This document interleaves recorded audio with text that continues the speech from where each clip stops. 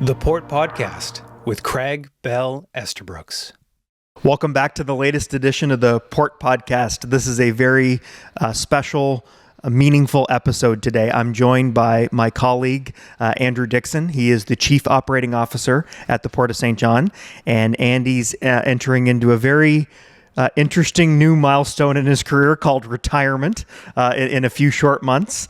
I've had the pleasure of working with Andy for 14 years to the day. We're filming today. I started on October 17th, 2011 at the Port. I did not realize it was to the day. That's kind of cool. 14 years to the day. Andy's had 21 years of experience with the Port of St. John. We're going to get into a lot of that today. This is a retrospective of Andy's leadership journey, his career at the Port, over 40 years in the greater supply chain, part of Canada's national supply chain movement. You've had quite a career. We want to talk about this today. You and I have had the great pleasure of working and traveling together in so many different roles, and have had so many quiet conversations over a coffee, potentially other beverages. And I've been able to pick your brain through the years, and we thought it would be a wonderful way to cap off your career at the Port of St. John to share some of those insights with our audience today. So we're going to dive right into it, Andy. I promise the questions won't be too hard. All right, the epitome of my career, I made the Port Podcast. There you go. So it's all good. It's the highlight. 100%. Yeah, exactly. Yeah. So I just want to talk a little bit about your entire career. So over 40 years of work experience, and you're coming to retirement. So give us some thoughts about 4 decades of experience and what that's meant to you. So you think about this a little bit at a time when you're really contemplating retirement. And one interesting note that I've mentioned to a couple people is that I started in 1976 at the age of 14 part-time at Sobeys. So I'll be retiring in 2026. So 50 years, I figure 50. I put my time in. But, getting back to logistics, it'll be 43 years. And like a lot of people in logistics, I landed there out of university in 1983 with a shiny new business degree, and just looking to work in business. And the opportunity came up with Sunbury Transport to work in trucking. My dad at the time was working for St. John Shipbuilding, building ships, and he said, "Really? Do you want to work in trucking?" Like, it's I said, no, this it sounds really interesting and something where I can use the skills and the knowledge that I have. So yeah, I started at Sunbury, and I was there for 8 or 9 years, ended up as general sales and traffic manager, and we opened up offices and remote locations, and it was excellent. And then transitioned and moved to Emco Supply, which was a little bit different. It was plumbing, mechanical, wholesale, but it was warehousing distribution, so it was still very much kind of in the program.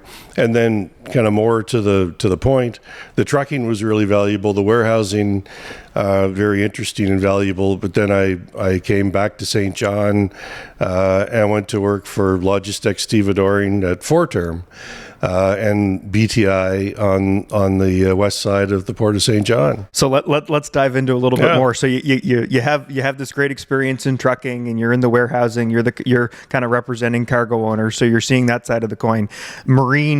Getting into the marine space for the first time, kind of with the terminal operator back in your hometown, with your father having been kind of in the Courtney Bay area in shipbuilding. What did it mean for you to come work at the waterfront? Yeah, that he always said you'll end up back in St. John, and the pull of the salt water will kind of bring you back. We've been here since the Loyalist 1783, so he was right as always, as most dads are, and just to get into the same sort of area that he was involved in. My grandfather, like so many people, worked the winter port, so we've been involved for a long time. And the marine sector, if all due respect and time to air and trucking and rail and pipeline, all extremely interesting. The marine sector just seems to tie the whole thing together, and it is it is the most worldwide air travel, and air cargo would be similar, but it's the most worldwide, and therefore, the most expansive when you go out and you're working in business development and operations. So just extremely interesting sector. Yeah, so there's definitely a pull to it. All the guests that we've had on that are in supply chain, we've had guests from CPKC and DP World, JC, Jean Chartrand, who's a near and dear to both of us, did a bit of a career retrospective last year on one of our podcasts during Port Days, and he had that same feel, even though he worked for a railroading company for a lot of his career. When he transitioned over to be a senior advisor at DP World, there is a pull to the marine sector. It's that connectivity to the entire world. That when you're looking at a vessel that comes in here, that 20 short days ago they could have been in a whole different climate in a whole different part of the world, and now we're getting a little piece of that in our own community. There's something magical about it. Yeah, and from the beginning, I can remember filling out manual trip cards and putting them on the wall at Sunbury Transport. We were delivering from paper mills, pulp mills around the region. We were delivering from sawmills. There was a tremendous amount of break bulk lumber that was going out of the port. So there's always been a tie-in with the port, and specifically with forest products has been the one constant commodity that I've always dealt with over the years. Well, that's a perfect segue. I want to transition and fast forward a little bit to 2004, which was a big deal for you. You moved from Logistec stevedoring to the St. John Port Authority. We're only about 4 or 5 years into our current governance model, that is the Port Authority network across Canada, one of 17, which we are. So you were very early in joining the port in the current entity that we're in today. You mentioned we had a big heyday in the 90s of break bulk and forest products, and we've been very honest on this podcast. We've had extreme highs in this port in the last 150 plus years, and we've had some downturn, and you've lived both. But when you joined the port in 2004, it was a similar story. There was a lot of really great news that you were part of with the cruise industry and different sectors, but there was a little more of a struggle in the container world. And I just want to get your early perspectives. What kind of company did you join in 2004, and what was your early goal coming into the role? We were kind of coming off of my time on the west side, I'll say with Logistec and in a bit of a role, for responsible around Atlantic Canada for commercial. But we were coming off of a time where break bulk forest products was king. And the amount of bankruptcies and closures was astounding, that was taking place every year. And that was affecting the business model of break bulk, and then the transition of the break bulk over to containerized. So it was a pivotal time for the port, and a challenging time. So when I came over, part of and it was VP of marketing and operations or something like that at the time, and the idea was, we need a second container line. We know that we're transitioning away from being a powerhouse in break bulk. The cargo just isn't there. And the transition over to containers. So, what can we do to develop that? And the advantages that we had at the time were all there. Like, our geography was there, our real estate was there, the optionality of railroads was there, but even though we had access to 3 Class 1s, kind of, yeah, we were not. You need to be number one to at least one number one Class 1 railroad, and that was not our reality. So there were the puzzle pieces that we needed to put in place, and the biggest thing probably to have the vision for the future. And I would list the biggest thing that we had achieved with the modernization was to go deep. You can't bring the ships in that are deeper than 12.2 meters if that's what your depth of water is at chart datum. So I want to pick up on something there, more on the leadership path than the supply chain career you're in. So you come in 2004. There's a transition. There's ups and downs. Let's focus on the container sector, because I want to get into cruise for a second and those relationships you built in the early years. Sure, yeah. But how did you keep the dream alive through years where there wasn't a lot of growth. It took, you've shared this with me on many occasions. I think it took, I'm going to get the math right, about 7-8 years before you landed that second container line. Between 2004 and 2012. How did you keep the vision and the dream alive with the internal team at the port and then all the external players, government, chambers of commerce, economic development agencies? How did you try to keep them interested in the fact that if we can achieve a rebirth of this port, it will be a big deal for our community when they weren't necessarily seeing the growth in the ships? That's an interesting question. It was the most challenging time. There was a tremendous advantage that we had in that we had a diversified port. So the other cargoes kind of keep you afloat while you focus on what's the prize. And just over and over again, and not just me, but others are going down that road and saying, these are the advantages that we have. And at the time, a lot of other ports were getting substantial support from levels of government, particularly federal, for infrastructure development. And we just couldn't seem to put our vision and our dream together with the decision makers and convert that into a project. Well, I don't know if you recall this or not. I think I shared this with you recently. So when I started in October 2011, it was in a government relations capacity. That was a big chunk of my job, to help build the business case for a project that didn't even exist. Absolutely. Yep. And I don't know if you remember what you told me in the first couple months of being here. You were very, very kind, very gracious, but very clear that just what you highlighted. We haven't been successful. I've had lots of people come through my office and tell me we're going to secure government funding from this way. You're the latest. I hope you succeed in what you're saying you're going to. Yeah, that would be accurate. And I'm being very polite with the language of. No, I'm kidding. I'm kidding. But yeah, it was a good message for someone coming in fresh to the organization, that you were very serious about what you believed in, and it was time for us to get some dollars because we had been neglected compared to the other ports. Yeah, and it was to say very accurate, and I do kind of recall that, because there was a few people that kept having that. That's what we're focused on. That's what we're going to do, and yet a lot of people, me and my team, much smaller team at the time, we got to pay the bills. So we got to find ways to, generate dollars, make sure we have a black bottom line, and always, and it's worth noting with the port, the money doesn't go away anywhere. It doesn't go away to head office or anything else. Whatever we make, the whole intent is to put it right back into the port. We're proving that in spades lately, but that's getting ahead of ourselves. Well, in a month where we're about to wrap up the modernization, I hope you view $247 million that 70% of it was funded by the federal and provincial government as some bit of success in the last few years. That's tremendously successful, yeah.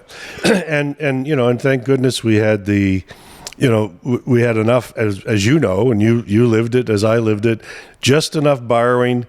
We were setting cash aside. We had cash in the sock drawer. We did. But what's the big audacious goal? What are we going to do with this? Yeah. And that was the West Side modernization. Yep. And there were steps along that process that were just critical, and we managed to achieve all of those levels up to now. Yeah, well, let's get into the modernization. So I often joke, and when I give presentations, and our good friend and former colleague Jim Quinn, CEO at the time, who we both worked with very, very closely, he sold me to come work at the port for an infrastructure project that didn't actually exist yet, which kind of early days as someone that's new to the team felt daunting. Greatest thing that ever happened to me, because I got to work with you and a ton of consultants that we would bring in over time to listen and hear what the experts are determining would be a proper modernization for the geography of this port, the historic terminals.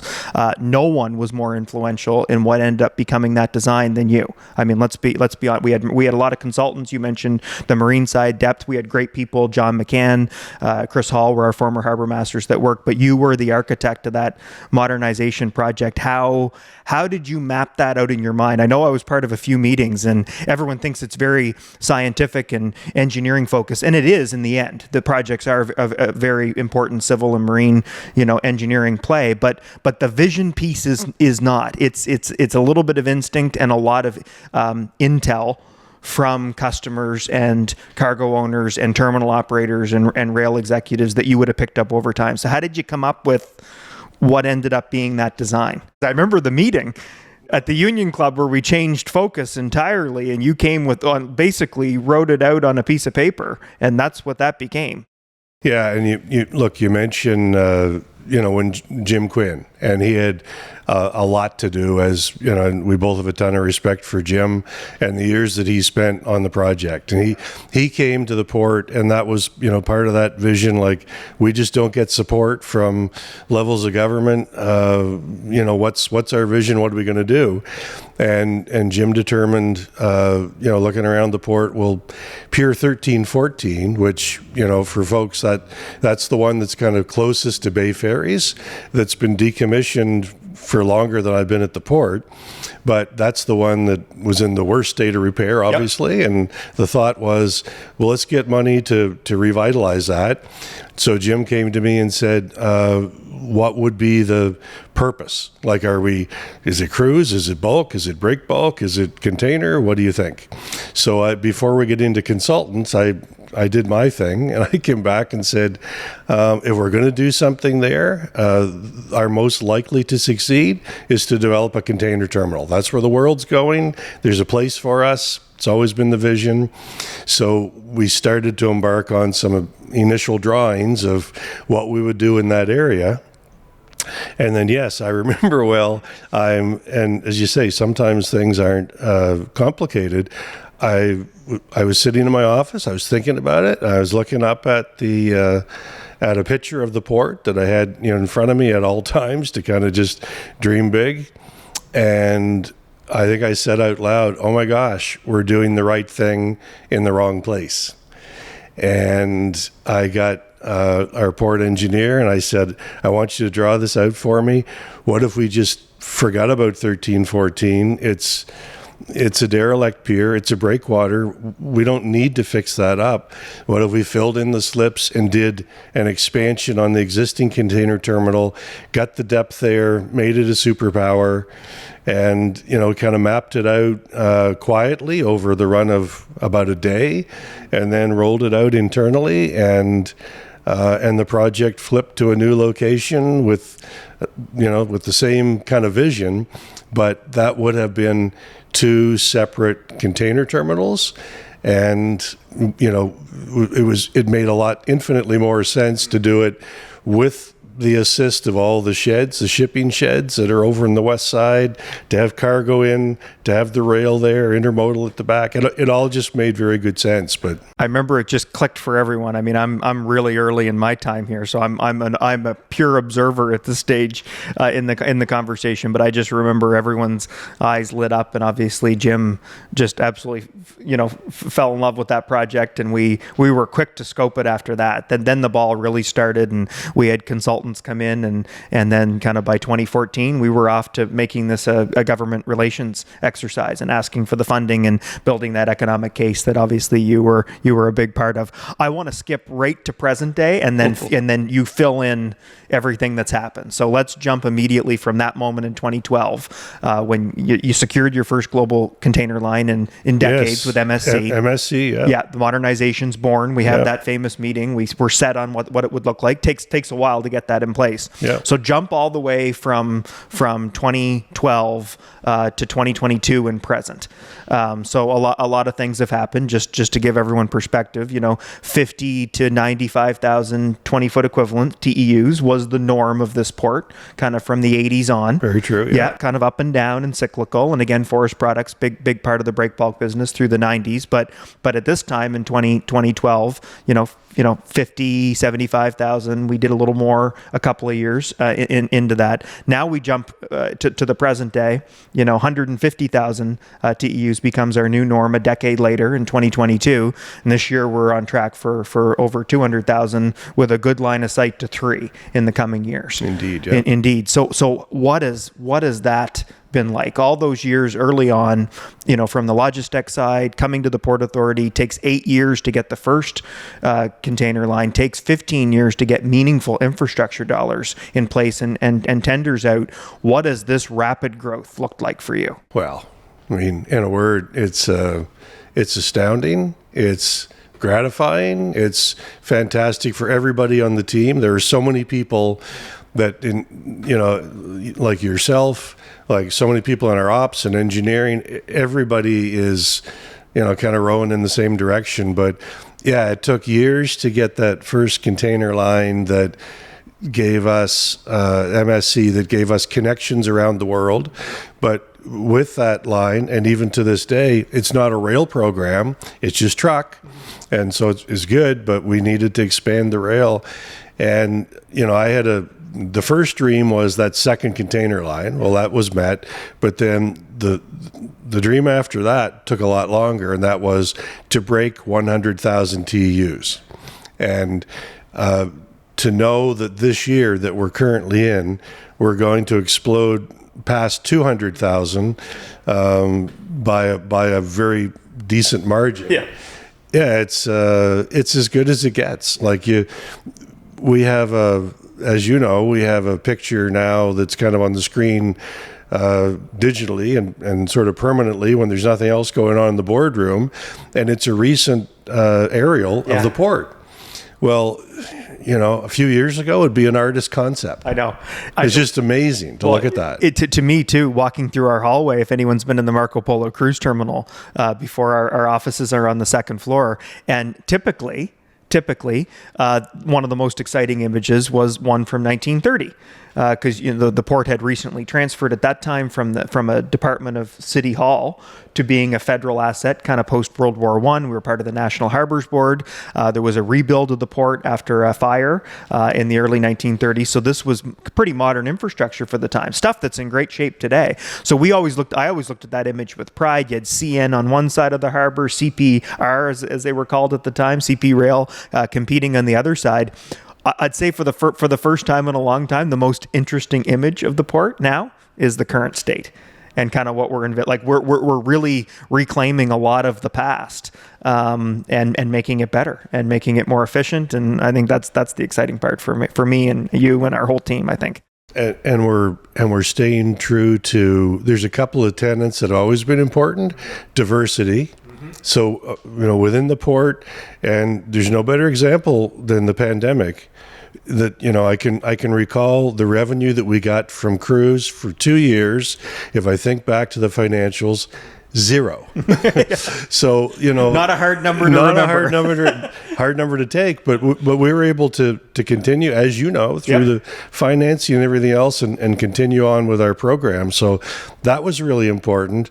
A second thing that's really important is to be the solution for New Brunswick shippers and receivers, no matter what they want to do. Yep. Cruise, cargo, break bulk, whatever. And then the third thing is to be a logistics solution for Canada, and then represent Canada in other parts of the world, whether it's U.S. by rail and truck or by ship in other countries in the world. Yeah. So, all of that we're staying true to. And in the future, our growth plans as they continue are going to continue to provide that diversity. So we have a sustainable business model, regardless of the highs and lows. But containerization, I'm pretty comfortable to say, that's here to stay, and that's a place that you can hang your hat on. Yeah. So we've talked predominantly business at this stage. I think we need to segue a little bit to two themes that have been through every statement you've made so far in the podcast, but I really want to have our listeners understand, your impact from a mentorship standpoint and how you've transitioned kind of your leadership journey through the years, having a lot of senior roles. Now you've really been mentoring for the last number of years. And I think there's two topics I want to dive into. One is resiliency. And maybe we'll kind of start with the resiliency piece, because you mentioned that you've been through a lot of ups and downs, but I think one of the things you are very strong at from a coaching standpoint is trying to build that resiliency into the people that you work with, because often at the beginning of your career, and I was one, you see something negative happen, and boom, you think the world is going to end, and all the good work that you went to you put into an effort, let's say, becomes eroded, and you don't have that opportunity to keep going. You've built a lot of resiliency into people like myself and others. How did you develop that, and what is your guiding light when things don't go according to plan to stay on track and keep moving? If you know that it's possible and you can see a path to get there, and you know that there's a great team, then you just focus on that, and everybody focuses on that. I always say there's lots of room for emotion in business, but it should really be virtually all positive. The negative is not helpful. So there's going to be setbacks. There's going to be, issues and problems. And, if we had a 2-hour podcast, we talk about some of the details of the journey and the things that we did and the areas that we chased over those years. And, we actually, each one was successful at the time, but it didn't necessarily have a future. So you just try to instill that in everybody that you're working with, and that, if you have these setbacks and so on, you just keep moving. You just keep going forward. I think the thing that you often, indirectly, project is that setbacks are part of the journey. It is there is no path without ups and downs and setbacks and opportunities that you capitalize on, and things that work out and things that don't work out. It is all part of the greater story, and I think that's that's something we can all learn. And I think as Atlantic Canadians who have had some difficult economic times in the last number of decades, more resiliency and more accepting that setbacks are part of the greater story, I think the better off we would all be. I think it's a great learning lesson. But I want to segue to relationships, because you mentioned that too. I think that's your other superpower. It's resiliency and relationships. Tell us about how you approach business relationships, because I know they're a shining star of both personal and transactional business. Business relationships. So whether it's, kind of internal or external, there's a personal nature to it. And I always say you do business with people that you know and that you trust. And you can't, and there can be transactional relationships, but the ones that are really sustainable, you need to get to know the individuals, and whether that's internal or external, what everybody's got a story. All the stories are interesting, and it's you can't fake that. So that's the part of me that's always kind of been the salesman. I just want to. I'm interested in moving forward, and if I think I've got a great product or a service, then I'll focus on that. But it's about getting to know what the needs and the issues and the values are of the individuals that you're working with, and the overriding thing is to always preserve integrity. Right? So, go into the cruise industry a little more, because you've shared with me, having come from your background that you described earlier, having cruise in your portfolio of businesses early days was a big cultural adjustment. But I think that industry and the relationships you built there taught you at that point in your career too about just how valuable close personal relationships are to business, because that sector's built on it. Yeah, there's no question. And you're right. Coming to the Port Authority, the marine and the rail and the trucking, I always said that coming to the Port Authority is the first time I ever took on a job in my career where I felt like I knew exactly what I was doing and needed to do from the hop. Like and the one exception to that was, I got to learn about this cruise.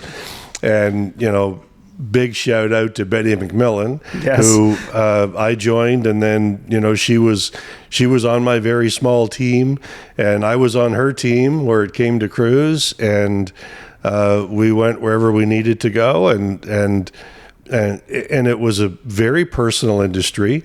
You can't underestimate the fact that it's still big business.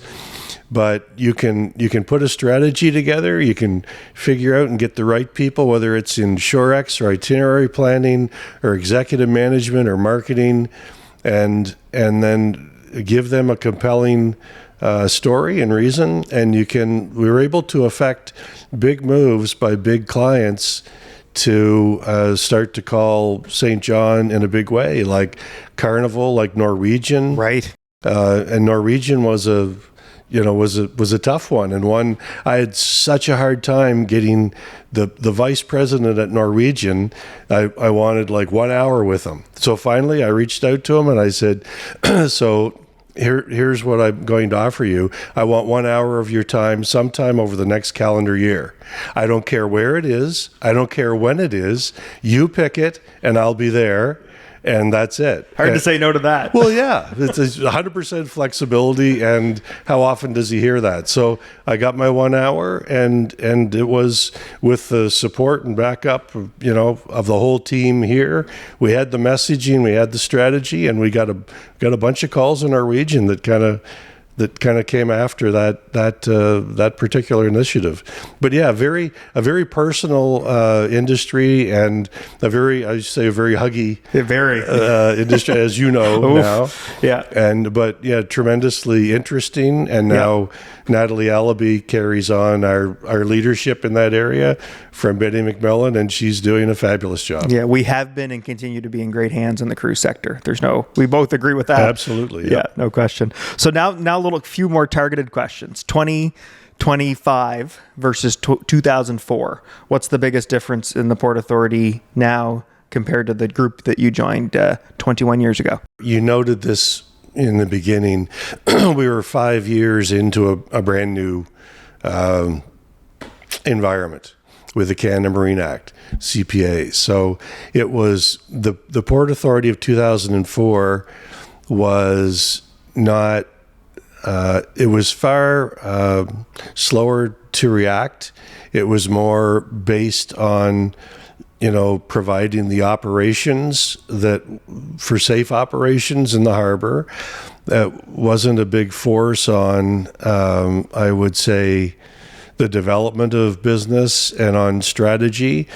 That was left up to the terminal operators that had long-term leases, and it just didn't have the same mandate. It was good people that were involved, but the culture and the vibrancy was very different than today. And so some folks didn't make that transition well into the new, really, I always said this is a government business entity. That's how I view it. And if it had been before 99, I wouldn't have had any interest in joining, sort of what that model was.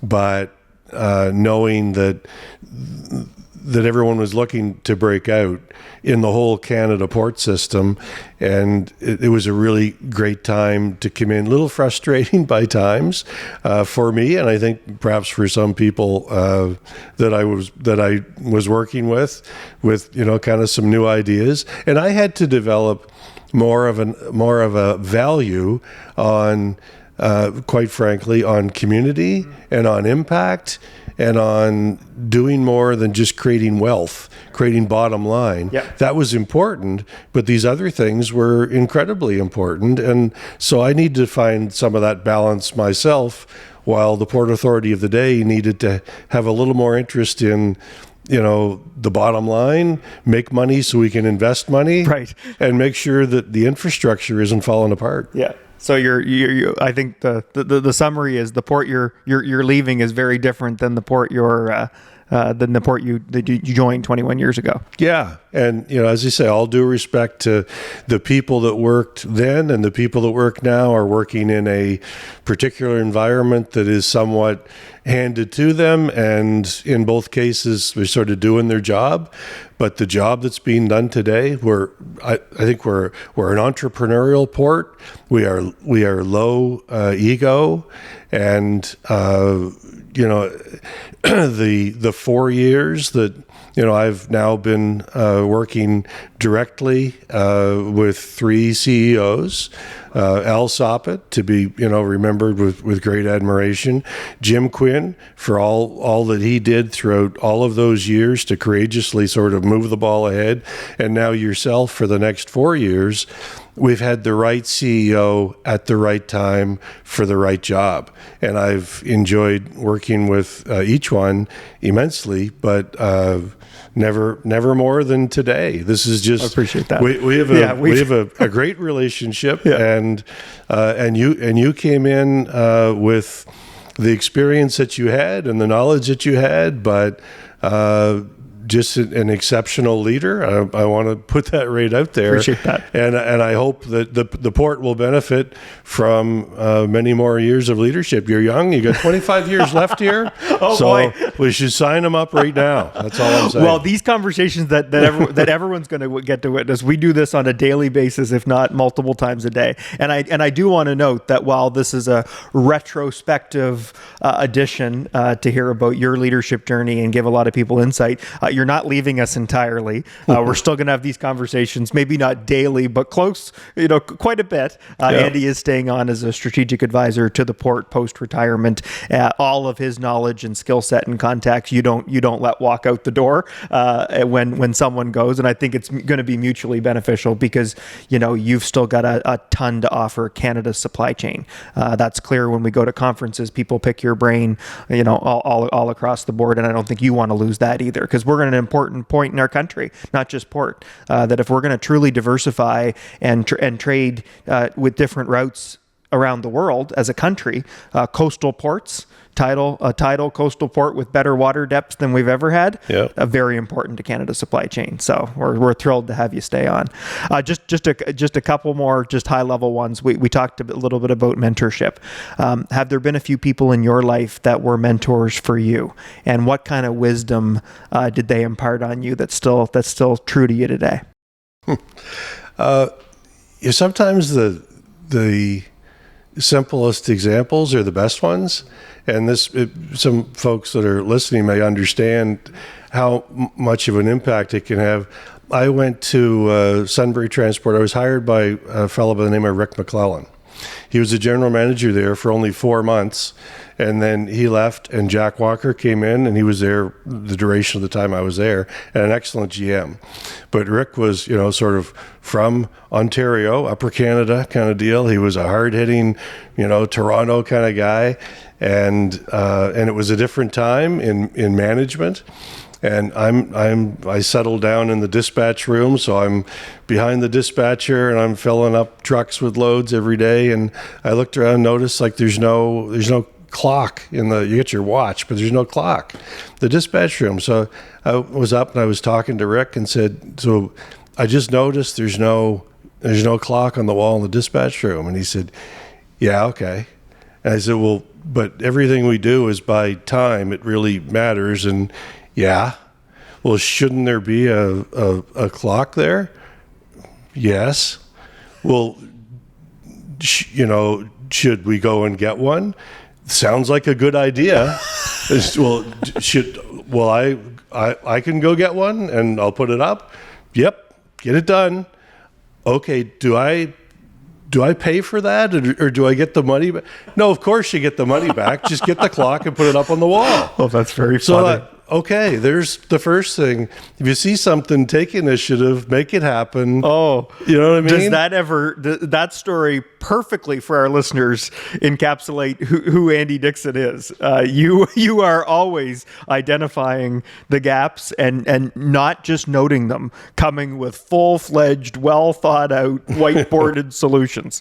And I've even developed over the years, the ability to make sure I cover off with people what I think the plan might be, so that in the early years, maybe it's like charge ahead. You shouldn't always just go get the clock and put it up without talking to anybody. Now it's a more collaborative clock placement. It's far more collaborative. But as far as mentors, then it's just there's been anybody that I've reported to has been a good mentor. I've certainly learned from, but colleagues, but the people that that I've hired individuals. And one thing I learned about salespeople, the ones that over the years are sometimes the toughest to manage. It's like there's always. It's just a strain, and there's issues, and they're going out on their own. They're the people that create the big wins and get you the farthest. Yeah. So you need to be really careful about how much you pull back a stallion, because you don't want to be, pushing donkeys. Like you need everybody charging ahead, and sometimes it's a light touch when you're managing, and that's all people need. So as you transition to this next phase of mentorship, because you're still going to be involved in St. John and Canada's supply chain challenges. We've often talked about JC from DP World as someone we both look up to, who has really transitioned very well into a mentorship, facilitation, relationship building exercise. How do you want to see yourself in the coming years in an even higher level mentorship role than you've been playing over the last number of years and decades?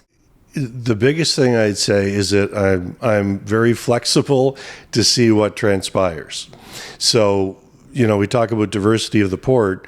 Well, I'm going to have a bit more diversity, in my life generally, as people should when they retire. But as you noted, I'm going to be staying around for a while and helping out with a few files, and it's undetermined exactly how long, but for sure, for a year after retirement. And then we'll see what opportunities present themselves. We've got a lot of things that my wife, Barb, and I want to do, as far as we're motorcycle enthusiasts for touring. We like cruising. We have a cottage, we have a boat, we've got 2 grandkids, so there's all sorts of things that we're going to spend time doing that you try to fit in right now. Whole new group to mentor. Well, that's couple of grandchildren. Yeah. But I'm really interested. The thing that I enjoy the most right now, as you've noted, and as we've talked many times, is what can you pass on? And I think you feel almost an urgency that some of the lessons and the things that you've learned, sometimes the hard way, sometimes because somebody sat you down and said, look, you really need to be thinking about this. I want to make sure that that's not lost. Yeah. So I'm, whether it's official or unofficial, I'm very interested to continue mentoring anywhere that I can be of assistance. Wonderful. Final question, I promise. 43 years in the supply chain. We do know that some of our listeners are folks that want to get into this industry.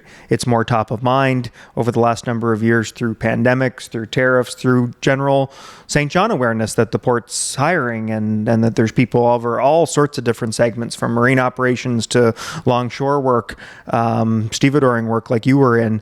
People want to break into this industry. What's one piece of advice for someone that wants to break into supply chain across any different sector? Depending on the stage of career, if you're finishing your education kind of thing, then I would map out what are you interested in, what area, what sector.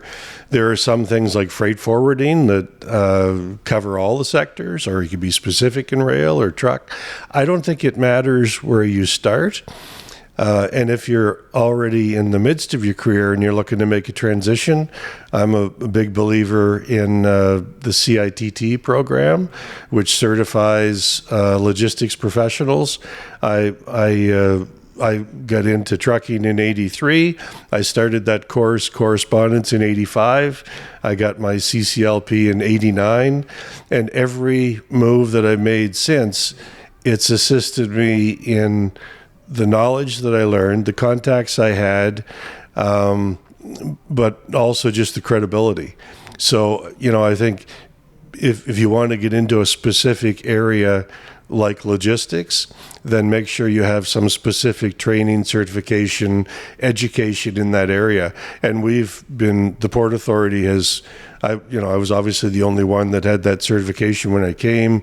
There's several now. We have folks that are currently involved in the program. It continues to be one of the best in Canada with an annual logistics conference. So it sounds like a political or a paid announcement. A paid announcement for CITT. It is a great program. We send a lot of our folks to it with great success. So that, I would say just network as well, and don't be afraid to use contacts. If you know somebody that can open a door for you so that you can just get an audience or send a resume in, that's okay. Yeah. You're not going to get the job if you don't deserve it, but use your contacts, use your network. Yeah. Well, I have to say, you've been a wonderful podcast guest, a wonderful friend and colleague, mentor. We've had all sorts of different chats through the years. I think this has been very insightful. I think you've given the audience a lot to think about your leadership path, your journey, things you've accomplished in life, how to handle different scenarios. I think anyone should reach out to Andy.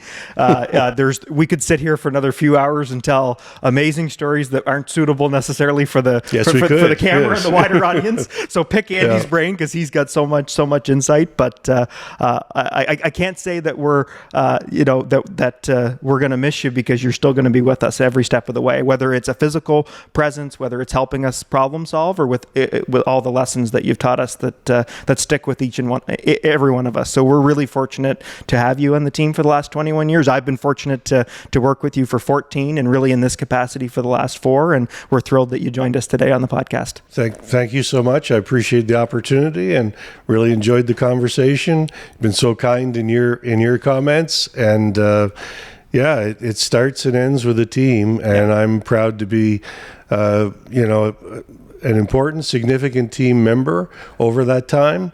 But it's a group of people that makes it happen, and the Port Authority's got nothing but positive upward motion now. So it's all good. Love it. And on a high note, thanks everyone. All right.